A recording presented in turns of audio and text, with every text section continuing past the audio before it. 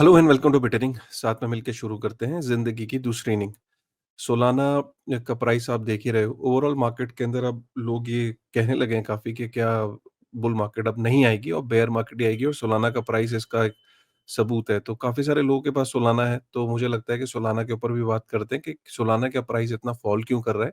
Overall market के अंदर actual में सेंटीमेंट है क्या।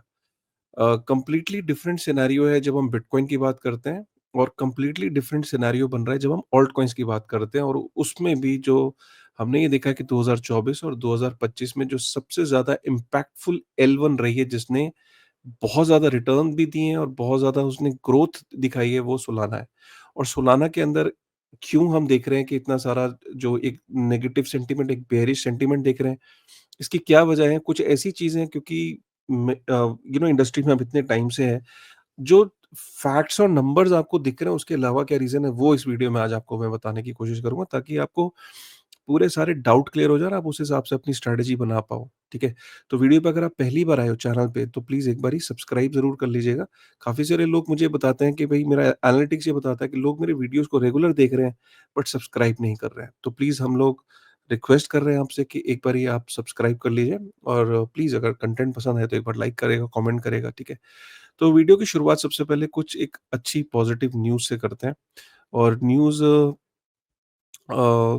गेस करने की ज़रूरत ही नहीं है आपको। अ, सबसे पहले हम न्यूज़ शुरू करते हैं माइक्रो स्ट्रैटेजी से। माइक्रो स्ट्रैटेजी ने फिर से, जो माइक्रो स्ट्रैटेजी क्या है? बेसिकली वो स्ट्रैटेजी नाम हो गया, माइक्रो स्ट्रैटेजी भी नहीं रहा। तो स्ट्रैटेजी कंपनी ने 20,356 बिटकॉइन फिर से खरीद लिए। टोटल जो है वो स्ट्रैटेजी जो है, माइक्रो स्ट्रैटेजी जो है, माइकल सेलर की जो कंपनी है, उसके पास 4,99,000 बिटकॉइन हो चुके हैं।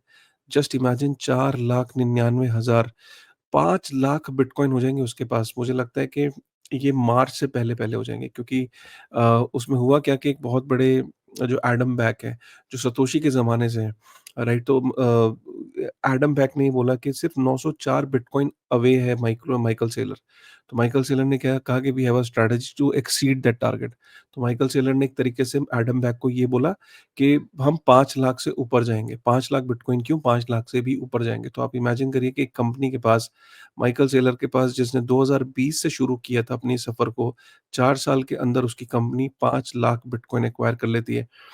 ब्लैक रॉक एक्वायर कर रहा है, माइक्रो स्ट्रैटेजी एक्वायर कर रही है, और इस वक़्त मैं आपको बताऊँ तो पूरी दुनिया में 70-72 कंपनीज़ हैं जिनके पास बिटकॉइन हो चुके हैं। पब्लिकली लिस्टेड कंपनी है जिनके पास बिटकॉइन, जिन्होंने अपने बैलेंस शीट में डाल लिया है। अमेरिका के अंदर कितनी सारी स्टेट्स हैं जो बिटकॉइन को बाय करने की बात कर रही है, उसको भी न्यूज़ में कवर करेंगे। ऑल आई एम सेइंग कि एक तरफ बिटकॉइन है, जिसके अंदर बाइंग चलती चली जा रही है, लेकिन वो बात अलग है, आप कहोगे कि सर प्राइस क्यों नहीं बढ़ रहा? उस पे भी मैं लास्ट में कमेंट दूँगा कि प्राइस क्यों नहीं बढ़ रहा, लेकिन ओवरऑल अगर आप बिटकॉइन में देखें तो बाइंग बढ़ती चली जा रही है। अच्छा साइन ये है कि देखिए, मैंने यहाँ पे एक, अगर आपने देखो कि जो दुनिया की सबसे बड़ी हैक्स हुई, उसमें बायबिट सबसे बड़ा हैक था, 1.5 बिलियन $। इसमें वज़ीर-एक्स भी 7वें नंबर पे है, कूकॉइन है, एफटीएक्स है। आप ये देख सकते हो, टॉप 10 हैक्स, उसमें सबसे बड़ा बायबिट था। लेकिन बायबिट ने जिस तरीके से उसको हैंडल किया, ये बहुत बड़ा एक इवेंट हो सकता था इंडस्ट्री के अंदर, मैं आपको बताऊँ। अगर ये सही से हैंडल नहीं होता, तो हम बेयरिश छोड़ो, हम इतने बुरे सिचुएशन में चले जाते। ये एफटीएक्स से भी ज़्यादा खतरनाक होता है ये सिनेरियो। लेकिन बायबिट का सिनेरियो कहीं न कहीं मैनेज हुआ, जिसमें मैंने जब ये ट्वीट किया, 1.4 मिलियन इसके व्यूज़ हो चुके हैं इस ट्वीट के। जिसको मैंने बैंक से कंपेयर किया कि अगर सिमिलर काइंड ऑफ बैंकरप्सी हो जाती है बैंक्स के अंदर, या हैक हो जाता है, या कुछ भी सिनेरियो हो जाता, तो वहाँ पे कितना टाइम लगता, वहाँ वहाँ पे फ्रीज़ विथड्रॉल्स होते हैं, इंक्वायरी कमीशन सेटअप होते हैं, कई सालों तक जो कस्टमर्स हैं उनको वेट करना पड़ता, लाइनें लगानी पड़ती। लेकिन यहाँ पे 1.4 1.5 बिलियन $, का जो होल था बायबिट एक्सचेंज का, उन्होंने किस तरीके से उसको मैनेज किया और कुछ ही घंटों के अंदर उसे कवर अप कर लिया। अब हम चलते हैं, जो जिस चीज़ को आप देख के आप वीडियो देखने आए हो, वन $156 पे सोलाना है। सोलाना अगर हम देखें तो काफ़ी ज़्यादा मेजर, अगर आप इस चार्ट को ही देखो, तो अगर हम 14 दिन में देखें तो 24% का डाउनफॉल है, 30 दिन में देखें तो 36% का डाउनफॉल है, 7 दिन में देखें तो 14% और 24 घंटे में 7% का। ये डाउनफॉल क्यों हो रहा है और क्या इसकी वजह है, उस पे चलते हैं। ठीक है? तो सबसे पहले क्या है कि बायनांस जो है, जी राइट, जो बायनांस अपना ऑब्वियसली जो प्रॉफिट कमाता है, बायनांस एक एक्सचेंज है, तो अपने प्रॉफिट बनाते हैं, वो प्रॉफिट बनाने के बाद वो काफ़ी सारे टोकन्स में रखते हैं, ठीक है? तो उसमें से कुछ उनके पास इथेरियम भी है, सोलाना भी है, तो उन्होंने इथेरियम और सोलाना को वो डंप कर रहे हैं। देखो कहीं न कहीं मैं इसको लास्ट में बताऊँगा कि क्यों ऐसा हो रहा है। फिलहाल तो वो इसलिए कर रहे हैं कि भाई इथेरियम और सोलाना बीएनबी डंप नहीं कर रहे ना। इथेरियम और सोलाना तो उनके कॉम्पिटिशन है। बी बाइनेंस चेन जो है वो एक लेयर 1 है, राइट? और इथेरियम भी लेयर 1 है, सोलाना भी लेयर 1 है। अब बाइनेंस अगर इथेरियम और सोलाना को अगर होल्ड करके बैठा है, तो एक तरीके से वो सपोर्ट कर रहा है। आज इथेरियम और सोलाना को डंप कर रहा है, कहीं न कहीं मार्केट में वो सिग्नल दे रहा है कि वो अपनी लेयर 1 को लेके अब बहुत ज़्यादा सीरियस है और ये क्यों हुआ है? ये इसलिए हुआ है क्योंकि सीज़ी जब से वापस आया है, सीज़ी ने ऐसा लगता है कि एक चीज़ ठान ली है कि बाइनेंस चेन को वो नंबर 1 बनाना चाहता है, नंबर 1 लेयर 1 बनाना चाहता है। ये उसने सोच लिया। अब वो उसके लिए क्या-क्या कर रहा है? वो उसके लिए उसने अपना जो ब्रोकोली जो था meme coin, TST meme coin, उसके अलावा उसने बहुत सारी चीज़ें ऐसी कही हैं पास्ट में कि वो बाइनेंस चेन को ऐसा लगता है कि नंबर 1 बनाना चाहता है। आज उसको एक मौका मिल रहा है बाइनेंस को बाइनेंस चेन को कि वो ऑलरेडी मार्केट के अंदर एक नेगेटिव सेंटीमेंट है, वो क्यों है सोलाना के लिए मैं बताता हूँ। तो उसको लग रहा है कि यार यही वो टाइम है जब वो इथेरियम और सोलाना को डंप कर सकते हैं और जो डंप उनसे अगर आप पूछोगे डंप क्यों कर रहे हो? वो ये नहीं बोलेंगे। वो बोलेंगे हम इसलिए डंप कर रहे हैं क्योंकि ठीक है एक बेयरिश सेंटीमेंट है, हम पहले से अपने रिस्क को एडजस्ट करना चाह रहे हैं। लेकिन अगर आज बायनेंस उसको डंप कर रहा है, तो उसकी खास वजह ये है कि एक तरफ बीएनबी को लेके कहीं न कहीं पॉजिटिविटी है। बायनेंस इकोसिस्टम में अगर आप देखो तो ग्रोथ है, बीएनबी के प्राइस में भी ग्रोथ है। बायनेंस चेन के जितने भी मेट्रिक्स हैं, चाहे वो टीवीएल हो, डीफाई हो, चाहे वो और जो उनकी मीम कॉइन्स की मिंटिंग हो, एआई एजेंट्स हो, उसपे काफ़ी सारा वहाँ पे ट्रैक्शन है। तो कहीं न कहीं जो शिफ्ट हुआ है, वो सोलाना के इकोसिस्टम से बायनेंस चेन पे शिफ्ट हो रहा है। एक तो ये वजह समझ लो। ऊपर से उसने जले पे नमक छिड़कने का काम ये किया कि बायनेंस जो है वो इथेरियम और सोलाना को डंप भी कर रहा है।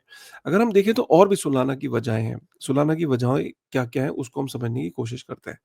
ठीक है, तो सबसे पहले हम देखें तो सोलाना का जो क्रैश है इसमें मीम कॉइन की जो वीकनेसेस हैं, जो वी मीम कॉइन के ऊपर जो ट्रैक्शन था सोलाना पे वो कम हुआ है। जैसे कि जो टोटल मार्केट कैप है जो सोलाना पे जो मीम कॉइन्स हैं, वो 25 बिलियन यूएस डॉलर का मार्केट कैप था जनवरी में, जो कि अब आ गया है 9.8 बिलियन यूएस डॉलर। जो मीम कॉइन्स हैं वो ड्रॉप हुए हैं 25 बिलियन से 9.8 बिलियन यूएस डॉलर पे, जिसमें से काफ़ी सारे बड़े मीम कॉइन्स थे, dog wave, official Trump, Trump, Pudgy, penguins, ये सारे बड़े-बड़े मीम कॉइन्स थे। मीम कॉइन्स के का जो सबसे बड़ा जो फॉल-आउट हुआ है, वो लिब्रा का जो फॉल-आउट हुआ है, जो अर्जेंटीना के जो प्रेज़िडेंट ने और उसके अंदर काफ़ी सारी जो इन्वेस्टिगेशंस जो बैठ गई और ऊपर से उसमें पाया ये गया कि जो सोलाना की भी जो उसमें आपके जो डेक्सिस थी, राइट? तो उसमें भी वो जुपिटर था और उसमें ये इन लोगों को भी इनसाइडर इन्फॉर्मेशन थी। तो सोलाना के ऊपर जो सबसे बड़ी डेब्ट्स थी, उनके पास ऑलरेडी इन्फॉर्मेशन थी, उनको इनसाइडर काउंट किया जा रहा है। तो एक तरीके से लिब्रा के जो फॉल-आउट ने सोलाना को एक कटघरे में खड़ा कर दिया, सोलाना की डेब्ट्स को कटघरे में कर दिया, सोलाना के ऊपर जो सबसे बड़े नाम थे, उनको कटघरे में कर दिया, जिस वजह से लोगों के बिलियंस में नुकसान हुआ। तो उसको कहीं न कहीं वो ओवरऑल मीम कॉइन्स जो हैं, वो नीचे आए हैं। और वो क्लियर दिख रहा है कि जो उनकी जो ओवरऑल सोलाना के ऊपर जो मीम कॉइन्स का जो मार्केट कैप था, वो 25 बिलियन यूएस डॉलर से घट के 9.8 बिलियन यूएस डॉलर पे आ गया। अगर हम इसको और देखें, this trend has affected it's internal matrix as well, जैसे कि इसमें ही बता रहे हैं कि the total number of active users जो सोलाना पे थे, 87.3 मिलियन पे ड्रॉप हो चुके हैं, जो कि एक वक़्त 137 मिलियन पे थे। तो 137 मिलियन यूजर्स से 87.3 मिलियन यूजर्स पे आ गए, which is a phenomenal drop जो सोलाना के ऊपर। सोलाना का revenue has also dropped. Solana का रेवेन्यू जो है वो 1 मिलियन अ डे से नीचे आ चुका है। 14 फरवरी को 9,78,000 का रेवेन्यू बनाया सोलाना ने, जो कि किसी टाइम में पीक में 44 million US dollar per day का रेवेन्यू भी पहुंचा था। तो आप सोच सकते हो कि वहाँ पे रेवेन्यू भी ड्रॉप हो रहा है। डेक्सिस के ऊपर भी सोलाना का रेवेन्यू ड्रॉप हुआ है। तो डेक्सिस के ऊपर 36% का ड्रॉप है।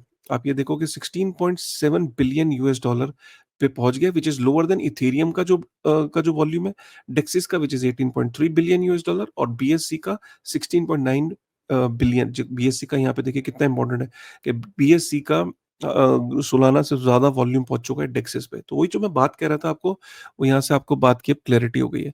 इनफैक्ट मैंने ग्रॉक से भी पूछा, तो ग्रॉक भी यही कह रहा है कि भाई लिब्रा एक बहुत बड़ा रीज़न रहा, जिसकी वजह से सोलाना के ऊपर मीम कॉइन का फॉल आउट हुआ है और यहाँ पे काफ़ी हाफ ईयर मिलाई और ये सब चीज़ें इश्यू था। यहाँ पे ये भी बता रहा है कि सोलाना की user activity is down with a reported 40% decline in recent activity. तो ये एक बहुत बड़ा रीज़न बना है जो हावियर मिलाई का जो ये लिब्रा कॉइन था। उसके बाद यहाँ रुक नहीं रहा है, इसके बाद ये कह रहा है कि ग्रॉक ये कह रहा है कि फेडिंग मीम सीज़न और developers and users shifting to rival blockchain. ये देखिए इंपॉर्टेंट बात है। तो जो राइवल ब्लॉकचेन पे शिफ्ट हो रहे हैं, इथेरियम और बाइनेंस स्मार्ट चेन पे शिफ्ट हुए हैं और एडिशनली टोकेनोमिक्स भी यहाँ पे रोल प्ले कर रही है। अब ये आपको कोई नहीं बताएगा, फिर भी मैं आपको यहाँ पे बताऊंगा कि जो एफटीएक्स का जो फॉल आउट हुआ था 2022 में, तो एफटीएक्स के पास $2 बिलियन के सोलाना पड़े थे। अब क्योंकि वहां पे इशू रिजॉल्व हो गया तो $2 billion worth of Sol market में आने वाले हैं 1 मार्च को। तो ये जो सोलाना की एक्सेस सप्लाई मार्केट में आएगी, ये भी एक बहुत बड़ा कारण है इसका। ठीक है। और ऊपर से हम टोकोनॉमिक्स की भी बात करें तो यहाँ पे अगर आप देखो ओवरऑल, यहाँ देखो एआई, ये बड़ी अच्छी रिपोर्ट है जिसमें ये बताया कि एआई एजेंट्स जो हैं वो 1200 थे दिसंबर में, पर डे निकल रहे थे। अब एआई एजेंट्स जो नए हैं वो 80 से 200 पर वीक आ रहे हैं। तो देखिए एक हफ्ते में 1200 एआई एजेंट्स आते थे, अब वो 80 से 200 एआई एजेंट्स आ रहे हैं। वर्चुअल्स भी डाउन है जो इथेरियम पे है। लेकिन अगर हम यहाँ पे पम्प डॉट फन की तो बात कर ही रहे हैं, हम यहाँ पे एक एक बड़ा इंपॉर्टेंट चीज बात कर रहे हैं। सोलाना में कुछ की चेंजेस हुए हैं। सोलाना में, ये मैं इसको बड़ा कर लेता हूँ, सोलाना में कुछ की चेंजेस हुए हैं इकोनॉमिक इंसेंटिव में। पहले जो सोलाना के अंदर जो था, ऐसा ही एमडी 0096, ये आप यहाँ पे देख सकते हो, ये मैं यहाँ पढ़ रहा हूँ। ठीक है। यहाँ पे चेंजेस हुए हैं, जिसमें फंडामेंटल चेंज हुए हैं, जिसमें पहले क्या था कि सोलाना की जो प्रायोरिटी फीस थी, जो वो 50-50 डिवाइड होती थी वैलिडेटर में और बर्न मैकेनिज्म में। अब कुछ इस चेंज के बाद सोलाना के सारे वैलिडेटर्स को 100% जो है वो रिसीव होगी फीस। तो जो बर्न मैकेनिज्म था, जो पहले बर्न होती थी फीस, वो अब बर्न नहीं हो रही है, 50% बर्न होती थी। तो सोलाना डिफ्लेशनरी होता था। लेकिन अभी सोलाना की जो एनुअलाइज्ड इन्फ्लेशन जो है वो इंक्रीज हो गई है 3.6% से 4.7%। किसी भी L1 पे जब टोकन इशुएंस बढ़ता है, इन्फ्लेशन जब इंक्रीज होता है, तो it is not a good sign, because हम इन्फ्लेशन बढ़ा रहे हैं। बेसिकली क्या है कि अब सोलाना के जो नए फ्रेशली मिंटेड सोलाना है वो मार्केट में ज्यादा बढ़ेंगे। बहुत ज़्यादा नहीं है, बट परसेंटेज में इंक्रीज तो है ही, 3.6% से 4.7%। मतलब डेली सोलाना का जो इश्यूएंस है 76,500 से अब 77,650 होने वाला है, राइट? जो कि while daily burn collapses from 17,700 से 1,000। तो जो काफी सारी जो 50% जो फीस थी वो बर्न होती थी, अब वो बर्न होने की बजाय वो काफी उसमें ड्रॉप आएगा। जैसे कि आप यहाँ देख सकते हो कि पहले साल 17,700 बर्न होते थे अगर फीस, तो यहाँ पे अब वो 1,000 होगी। तो किसी भी मैकेनिज्म में अगर हम L1 की बात करें, तो उसमें अगर आपकी बर्न जो है वो कम है और इशुएंस ज़्यादा है, तो ऑब्वियसली मार्केट में नए टोकन्स आएँगे, तो नए टोकन्स जो है वो सप्लाई बढ़ाते हैं, वो मार्केट में डंप हो सकते हैं। लेकिन अगर बर्न ज़्यादा हो रहे हैं और इशुएंस कम है, तो that is like a good sign. अब हो क्या रहा है? बर्न तो तभी होंगे ना जब जब चेन का यूज़ केस बढ़ेगा। अब चेन के ऊपर से ट्रैक्शन एकदम कम हुआ है और उधर से आपने चेंजेस कर दिए हैं, तो माना ये जा रहा है कि there will be more inflation on Solana, freshly minted tokens will be more than the burn। तो ये भी एक रीजन बताया जा रहा है सोलाना के लिए। इसको भी एक स्पेकुलेशन समझिएगा कि जिसकी वजह से ही मार्केट में एक नेगेटिव सेंटिमेंट है। आर्क इन्वेस्ट का बिटकॉइन के लिए कहना है कि सबसे बेरिश सिनेरियो में 2030 तक bitcoin will be 3 lakh US dollar. Base scenario, जो मिडल एवरेज सिनेरियो, मतलब कि 50-50, 7,10,000 तक पहुंच सकता है 2030 तक बिटकॉइन, और 1.5 मिलियन US डॉलर पहुंच सकते हैं बिल्कुल सुपर बुलिश सिनेरियो में। एवरेज भी पकड़े तो 7 लाख की जगह 5 लाख US डॉलर पकड़ ले तो 2030 तक का टारगेट है, which will be like 5x, and which is like decent number. Binance का ही कहना है कि 95% ऑफ लैटिन अमेरिका में एक सर्वे किया जिसमें क्रिप्टो को वो और बाय करना चाहते हैं वहां की जनता। एनएफटी के जो लॉन्ग टर्म होल्डर्स हैं, only 44% are long term holders, बाकी जो है वो स्पेकुलेटिव है। तो ये एक स्टडी के अंदर निकल के आया कि जो बिटकॉइन की ईटीएफ जो बाई कर रही हैं कंपनीज और इंस्टीट्यूशंस और इंडिविजुअल्स, उसमें 44% ही हैं जो लॉन्ग टर्म के लिए बाय कर रहे हैं। एक अच्छी रिपोर्ट आई है जिसके अंदर 560 million crypto owners world wide है। इंडिया का इसमें 8.6% का शेयर है। नंबर 1 यूएई है, Singapore, Turkey number 3, Argentina 4, Thailand 5, number 6 Brazil 7 पे आपका वियतनाम, और उसके बाद आता है आपका यूनाइटेड स्टेट। तो यूएई इज लीडिंग। यहाँ पे एक कोई इसमें रॉकेट साइंस नहीं है। आप ये देख सकते हो कि अमेरिका की 45.5 ट्रिलियन की लायबिलिटीज़ हैं और 5.7 ट्रिलियन के एसेट्स हैं। सोचिए अगर कोई घर हो, घर किसी आप ही एक घर को चलाते हो, आपके घर में देनदारी हो ₹45 की और एसेट हो ₹5 का, तो क्या होगा यार? तो ये क्या होगा? मतलब आप खुद ही आंसर जानते हो, तो यही हाल होने वाला है। इसीलिए बिटकॉइन एंड गोल्ड जो है वो मैसिव तरीके से बढ़ रहे हैं। हांगकांग के अंदर एक कंपनी है पब्लिकली लिस्टेड, उसने बिटकॉइन बाय करना शुरू कर दिए हैं। पहले एक बाय किया था, अब उसने और बाय करना शुरू कर दिए हैं। जॉर्जिया के अंदर एक एक बिल इंट्रोड्यूस हुआ है जिसमें बिटकॉइन को जो जितना मर्जी बाय करो। मतलब ये पहली स्टेट है जिसने बोला है कोई इन्वेस्टमेंट लिमिट नहीं, वरना हर स्टेट की कोई ना कोई इन्वेस्टमेंट लिमिट होती थी। और अब बायबिट ने इथेरियम को बाय करके अपना होल को गैप फिल कर रहा है, लेकिन इथेरियम के प्राइस पे कोई ज़्यादा उसका फ़र्क नहीं पड़ा। डोज की भी नेटवर्क एक्टिविटी जो है वो 4 महीने लो पे है। मतलब मैं ये फिर बता रहा हूँ कि इतने सारे मीम कॉइन्स मार्केट में आ गए कि पहले सिर्फ डोज होता था, शिबा इनू होता था। लेकिन क्योंकि इतने मीम कॉइन्स आए तो उसमें ट्रैक्शन बढ़ा है, उसमें ट्रैक्शन डिवाइड हुआ है। पहले सिर्फ शिबा इनू, डोज हुआ करते थे, अब इतने सारे मीम कॉइन्स होने की वजह से वही आप कारण है क्योंकि कोई यूज़ केस नहीं है, कोई उसकी तो इसलिए व्हेल्स भी उनका भी अटेंशन जो है वो दूसरे मीम कॉइन्स में बँटा है। तो या so this is a brutal reality कि इसीलिए कहा यह जाता है कि भाई अपना 50% से ऊपर, मतलब अगर आप, मैं हमेशा बिटकॉइन को इसलिए एडवोकेट करता हूँ कि अभी ये स्पेस इतनी नहीं है कि आपको ये पता ही नहीं कि फ्यूचर में क्या होने वाला है। आप ये देख रहे हो, कॉम्पिटिशन देख रहे हो, कट थ्रोट कॉम्पिटिशन, कि सीज़ी जब तक नहीं था, बीएनबी चेन गड्ढे में थी, सीज़ी वापस आया, बीएनबी चेन उठ गई। अब बीएनबी चेन और सोलाना और इन सब में कहीं न कहीं कट थ्रोट कॉम्पिटिशन है। L2s में हमने कॉम्पिटिशन देखा, अब L1s में कॉम्पिटिशन देख रहे हैं। जैसे कि स्टॉक मार्केट्स में अलग-अलग कंपनियों के कॉम्पिटिशन्स होते हैं, वैसे ही क्रिप्टो के अंदर अलग-अलग L1s, L2s में कॉम्पिटिशन है। बिटकॉइन का कोई कॉम्पिटिशन नहीं है, ठीक है ना? ये है बात। अगर समझ में आई तो प्लीज़ एक बार वीडियो को लाइक करेगा, कमेंट करेगा। सो एंड में जाते-जाते मुद्रेक्स के ऊपर हम बात करते हैं। मुद्रेक्स एक क्रिप्टो एक्सचेंज है, इंडिया में एक लीडिंग क्रिप्टो एक्सचेंज है, जिस पे आप अपनी जर्नी शुरू कर सकते हैं। बेस्ट चीज़ यहाँ पे कॉइनसेट्स, क्योंकि आप अगर अपनी जर्नी शुरू कर रहे हो और आपको कॉइन्स के बारे में नहीं इतनी जानकारी, तो आप यहाँ पे, इन्होंने एक बास्केट्स बनाई है अलग-अलग थीम पे, ब्लू चिप्स है, मेटावर्स है, या क्रिप्टो ब्लू चिप्स है, या मीम कॉइन्स हैं, या डीफाई है, आरडब्ल्यू है। आपको ऑब्वियसली सारे कॉइन्स की नॉलेज नहीं होती है, तो आप यहाँ पे अपने हिसाब से बास्केट को चूज़ कर सकते हैं और मुद्रेक्स के अंदर अपनी जर्नी को शुरू कर सकते हैं। और यहाँ पे एक डिसेंट्रलाइज़्ड प्लेटफ़ॉर्म है फैन टीवी, जिसके ऊपर बिटनिंग है। बिटनिंग को आप जाके, तो आप नीचे डिस्क्रिप्शन में लिंक है, अगर आप उसको क्लिक करोगे और जाके फैन टीवी को डाउनलोड करोगे, बिटनिंग को फ़ॉलो करोगे और उसका स्क्रीनशॉट लेके ट्विटर पे डालोगे, तो 1000 फैन टीवी टोकन्स आपको मिल सकते हैं। फैन टीवी एक डिसेंट्रलाइज़्ड यूट्यूब है, जैसे आप यूट्यूब देखते हो सेंट्रलाइज़्ड है, वैसे ही डिसेंट्रलाइज़्ड यूट्यूब बन रहा है। सोई ब्लॉकचेन के ऊपर नंबर 1 डैप है। तो इसको जाके आप बिटनिंग को यहाँ पे आप फ़ॉलो कर सकते हो। नीचे डिस्क्रिप्शन में लिंक है। सिमिलरली मुद्रेक्स का भी डिस्क्रिप्शन में लिंक है, जिसको आप क्लिक करके आप मुद्रेक्स में अपनी जर्नी को शुरू कर सकते हैं। मिलते हैं एक नई वीडियो में, एक नई एनर्जी के साथ, ठीक है? तब तक थैंक यू वेरी मच।